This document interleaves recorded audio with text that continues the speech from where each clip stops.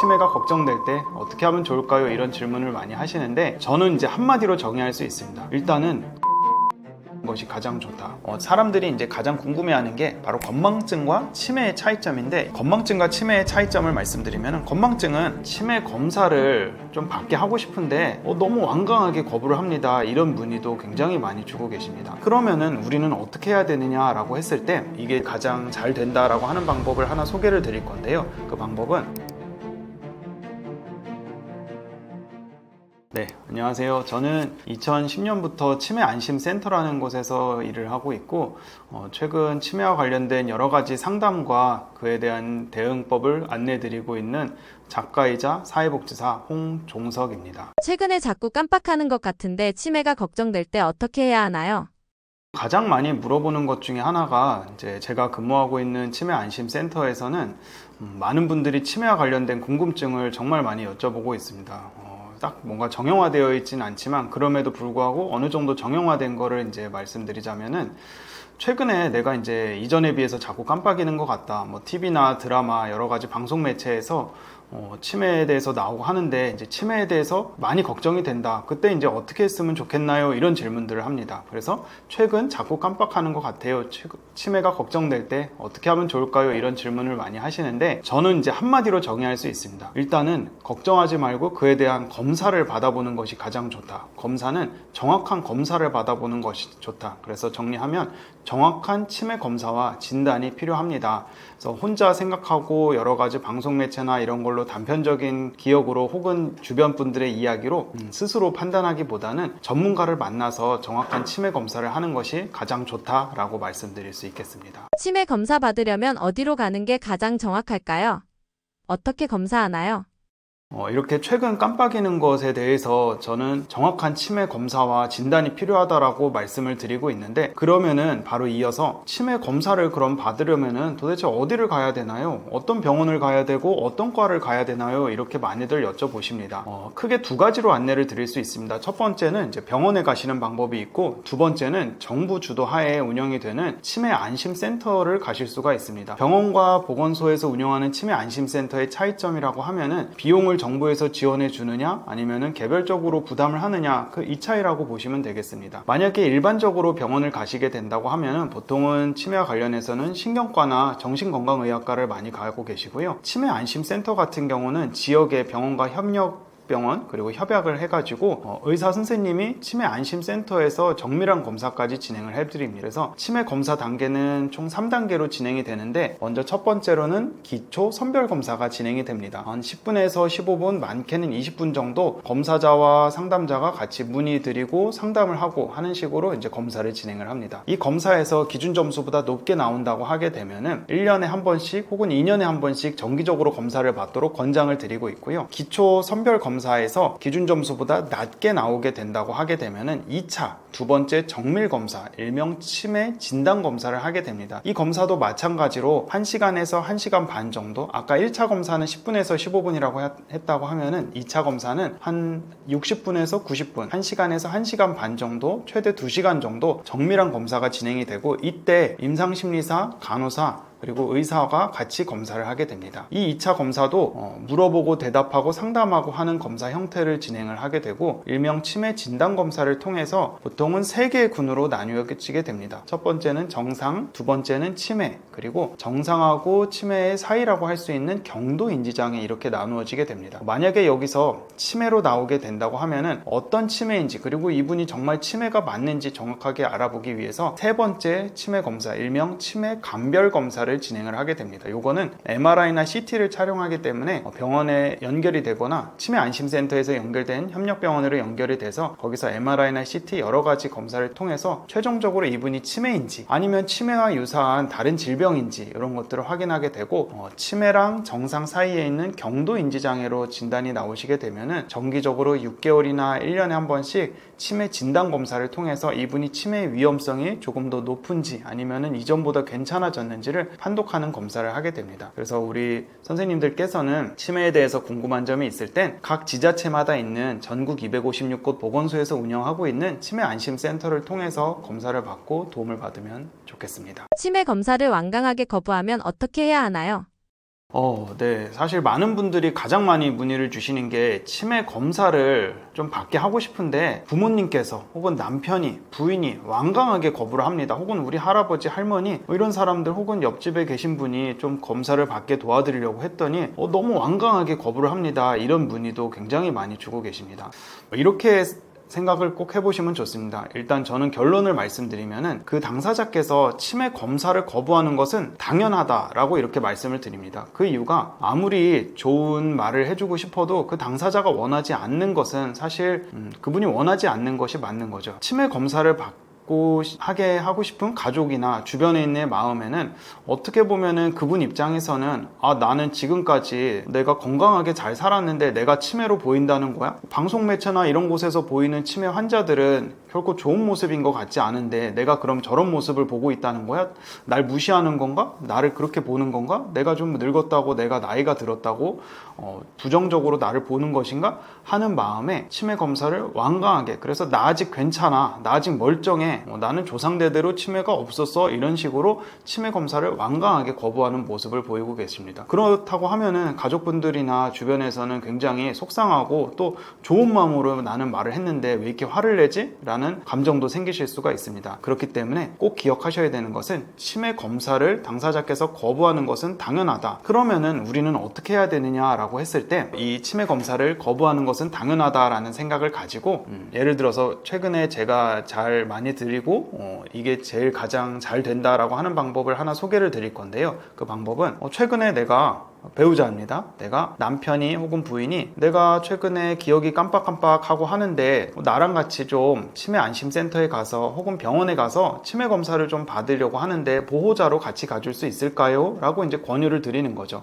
그러니까 쉽게 말하면은 당신이 치매가 의심이 돼서 검사를 받으러 가자라는 게 아니라 내가 치매 검사를 좀 받고 싶은데 보호자로서 같이 가줄 수 있느냐라고 했을 때 많이들 같이 와주셨고, 그렇게 같이 오셔갖고 자연스럽게 치매 검사를 좀 받으시는 그런 것들이 최근에는 가장 잘 안내가 되고 있습니다. 하지만 이것도 사실 상황에 따라서 조금 다를 수는 있기는 한데요. 주변 친구분들을 통해서 모시고 온다든지 아니면은 그 당사자의 주변에 권위 있는 분의 말씀을 통해서 오신다든지 요즘에는 주변 사람들의 말도 있는데 자녀보다 TV나 유튜브의 말을 더 많이 듣는다는 이런 이야기도 있듯이 좀 당사자께서 스스로 판단할 수 있게 하는 것이 가장 좋습니다. 그렇기 때문에 치매 검사를 거부하시는 분에 대해서는 내가 치매 검사를 받고 싶으니 같이 동행해서 받으러 갑시다 라는 식으로 안내해 주시면 좋겠습니다. 치매인 줄 알았는데 치매가 아니라고 한다면 무엇일까요?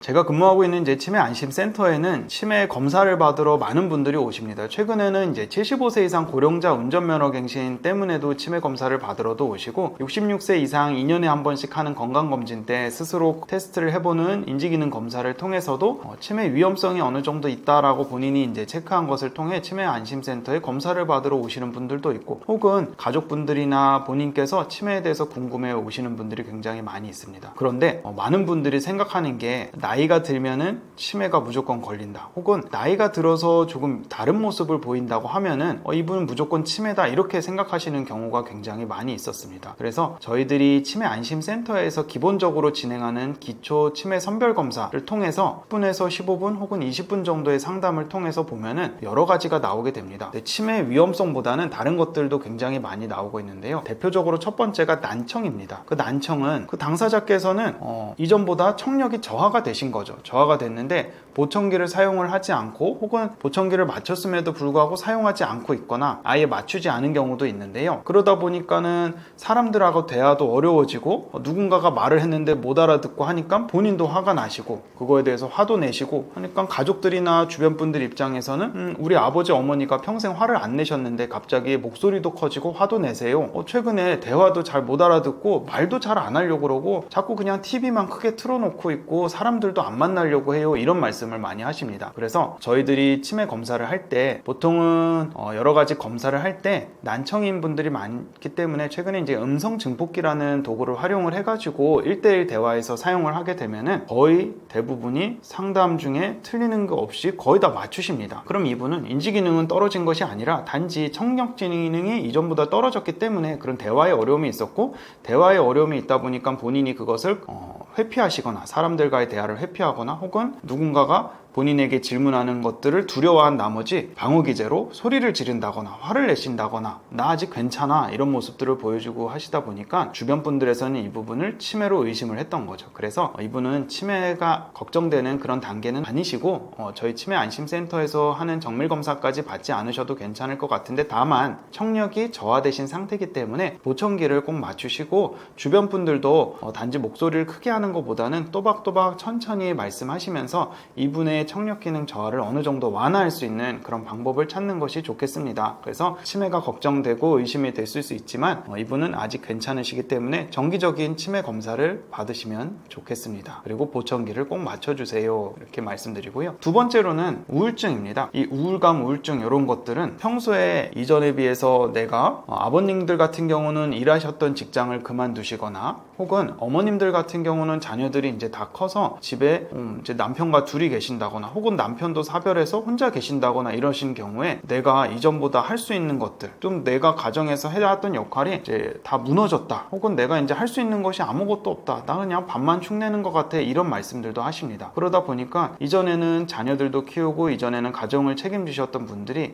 내가 무엇인가를 못하는 것 같다라는 마음 때문에 대화도 줄어들고 그리고 우울한 감정도 들고 하는데, 치매 기초 검사를 해보니 인지 기능은 굉장히 좋은 경우가 있습니다. 이런 경우에는 관내 정신건강복지센터라는 곳이 있습니다. 치매 안심센터처럼 보건소에서는 정신건강복지센터라는 곳을 운영을 하고 있는데, 당사자께서 혹은 주변에서 우울감이 느껴진다고 생각이 되면은 정신건강복지센터에 사전 상담을 해서 우울감 검사를 한번 받아보게 해드리는 것도 굉장히 좋습니다. 마지막 이제 세 번째는 치매 정밀 검사를 통해서 치매와 경도인지장애 그리고 정상군으로 나뉜다고 얘기를 드렸는데요. 정상하고 치매 그 사이에 있는 분들이 보통 이제 경도인지장애라고 하고 있습니다. 이 경도인지장애는 매년 10에서 15%가 치매 위험성이 진행될 수 있기 때문에 이분들에 대해서는 좀 더 정밀적인 검사를 계속적으로 통해서 치매는 아직 아니지만 치매 위험성이 좀 높을 수 있으니 관리가 필요합니다 라고 안내를 드릴 수 있겠습니다. 치매 예방약, 예방주사는 없을까요? 저희 이제 상담을 하다 보면은 이런 치매 검사 말고 치매 예방약이나 하나 주세요, 아니면 치매 예방 주사나 하나 맞아 주세요 이렇게 말씀을 드리는데, 결론부터 말씀드리면은 아직 치매를 예방할 수 있는 약과 주사는 나오지 않았습니다. 그런데 이제 건강 프로그램과 여러 가지 이제 판매처 등에서 홍보되는 이 치매약은 건강기능식품입니다. 건강기능식품은 여러 종류가 판매되고 있기 때문에 선택해서 복용할 수 있지만 과다하게 복용하면 오히려 건강을 해칠 수 있으니 주의하시고, 이 건강기능식품은 약이 아닙니다. 그렇기 때문에 아직 치매 예방약은 없지만 건강기능식품으로는 판매가 되고 있다. 그거는 본인의 선택으로 구매할 수 있지만 그것은 약은 아닙니다 라고 말씀드릴 수 있겠습니다. 치매의 전조 증상 확실한 신호라고 할 만한 건 무엇이 있을까요? 사실 많은 분들이 내가 최근에 이전보다 깜빡깜빡해진 것 같다, 혹은 어떤 상황일 때 내가 좀 치매 검사를 받아야 되나요? 이런 질문들을 굉장히 많이 하십니다. 뭔가 이제 단편적인 것들로만 판단하는 것은 사실 쉽지는 않고 또 이런 것들이 좀 정확하지 않을 수 있지만 제가 몇 가지 사례를 이야기해 보도록 하겠습니다. 기본적으로 치매는 뇌에서 진행되는 병입니다. 사람들이 이제 가장 궁금해하는 게 바로 건망증과 치매의 차이점인데, 이거를 중심으로 제가 어떤 때 치매 검사를 받아야 했으면 좋겠는지를 이야기를 드리도록 하겠습니다. 건망증과 치매의 차이점을 말씀드리면, 건망증은 깜빡깜빡했다가 누군가가 암시를 주거나 곰곰이 생각해서 기억이 나면은 보통 이제 건망증의 단계다라고 하고 있습니다. 근데 이 치매라는 거는 사건의 큰 부분을 잊어먹는 게 보통 치매의 특징인데, 한 가지 예를 들어볼게요. 우리들이 시장에 가기 위해서 이제 나왔습니다. 시장을 그래서 가서 뭐 고등어도 사고 뭐 꽁치도 사고 아니면 이제 나물도 사고 집으로 왔어요. 자, 여기서 이제 예를 들어 보겠습니다. 우리들이 시장에 나가기 위해서는 옷도 입고 지갑 돈도 챙기고 뭐 신발도 신고 이러고 나가죠. 혹은 나가기 전에 또 씻기도 하고 준비도 하고 이런 식으로 해서 시장이나 외출을 하게 됩니다. 자, 이렇게 시장에 갔다 오는 것은 굉장히 큰 사건인데 어디 갔다 왔어요? 이렇게 누군가가 물어봤어요. 가족이나 글쎄 너 집에 있었나? 잘 기억이 안 나네. 자, 어떠세요? 사건의 큰 부분을 잊어먹었습니다. 사건의 큰 부분. 그런데 내가 뭐 시장을 가느라고 나갔다가 돌아왔는데 고등어를 샀는지, 아니 뭐 삼치를 샀는지 꽁치를 샀는지 뭐 미나리를 사왔는데 뭐 안 사왔는지, 이게 너무 헷갈리는 거예요. 내가 뭐 샀지? 이게 내가 뭘 사려고 했는데 안 산 것 같기도 하고, 근데 곰곰이 생각하니까 기억도 나고, 혹은 메모했던 것을 보니까 맞다, 내가 이거 사려고 했는데 이거 샀지? 혹은 내가 사온 걸 보고 내가 이거 뭐 안 사왔네, 이렇게 기억이 나는 거죠. 바로 사건의 작은 부분을 잊어먹은 겁니다. 그리고 기억을 재생시킬 수 있었던 거죠. 이런 식으로 사건의 작은 부분을 잊어먹어서 혹은 곰곰이 생각해서 재생시킬 수 있다면 보통은 건망증으로 분류가 된다라고 말씀을 드리고, 사건의 큰 부분을 잊어먹고 아예 그것을 기억조차 못한다고 하는 경우에는 치매를 의심해 볼 수 있는데, 사실 이런 것들을 근데 완벽하다고 할 수는 없지만 이 노년기의 치매는 깜빡깜빡 하는 것에서부터 시작할 수 있기 때문에 결국 가장 중요한 것은 내가 정기적으로 치매 안심센터에서 1년에 한 번씩 혹은 2년에 한 번씩 치매 검사, 기초 검사를 통해서 치매 위험성이 있는지 판단해 보시는 것이 가장 좋다라고 말씀드릴 수 있겠습니다. 앞으로 고령화 사회에서 우리들은 치매가 있어도 괜찮은 사회를 만들어 가야 될 수밖에 없습니다. 그리고 그것이 꼭 필요할 수밖에 없는 사회가 돼야 될 것입니다. 저는 2010년부터 치매 관리 사업 현장에서 근무를 하면서 굉장히 많은 지역 주민과 치매 가족 그리고 종사자분들과 상담도 해드리고 강의도 해드리고 안내도 해드리고 여러 가지 경험을 하면서 앞으로 치매와 관련된 이슈들이 더 커질 수밖에 없다, 이런 생각을 할 수밖에 없었습니다. 그래서 결국은 우리는 치매가 있어도 행복하게 살아가고 싶고, 치매가 있어도 괜찮게 내가 살던 일상을, 내가 살던 동네를, 내가 살던 지역에서 잘 살아가고 싶은 게 누구나 다 같은 마음일 수밖에 없다고 생각이 됩니다. 치매는 다 처음일 수밖에 없습니다. 그래서 치매에 대한 걱정과 두려움이 가득할 수밖에 없는데, 선생님들이 많이 기본적으로 보시는 치매와 관련된 내용에서는 치매 예방을 강조하거나 치매가 꼭 걸리면 안 되는 굉장히 나쁜 질병으로 표현하고 있습니다. 물론 어떤 질병이든지 다 안 걸리는 게 제일 좋죠. 하지만 완벽하게 막을 수 있지 어렵다면, 그리고 누구든지 나이가 들은 것을 막을 수가 없다고 하는 이런 현재 상황에서는 결국에 돌봄이 필요한 상황이나 아니면 치매가 있어도 잘 살아갈 수 있는 것들이 필요하고요. 오늘 그런 내용들을 이 치매는 처음이지라는 도서에 잘 정리를 좀 해보았습니다. 그래서 치매가 있어도 괜찮은, 그래서 치매가 있어도 불편할 수는 있지만 불행하지는 않은 그런 삶을 누구든지 살아갈 수 있도록 치매가 있는 사람이 괜찮게 살아갈 수 있는 그런 사회를 꿈꾸며 오늘 강의를 마쳐보도록 하겠습니다. 감사합니다.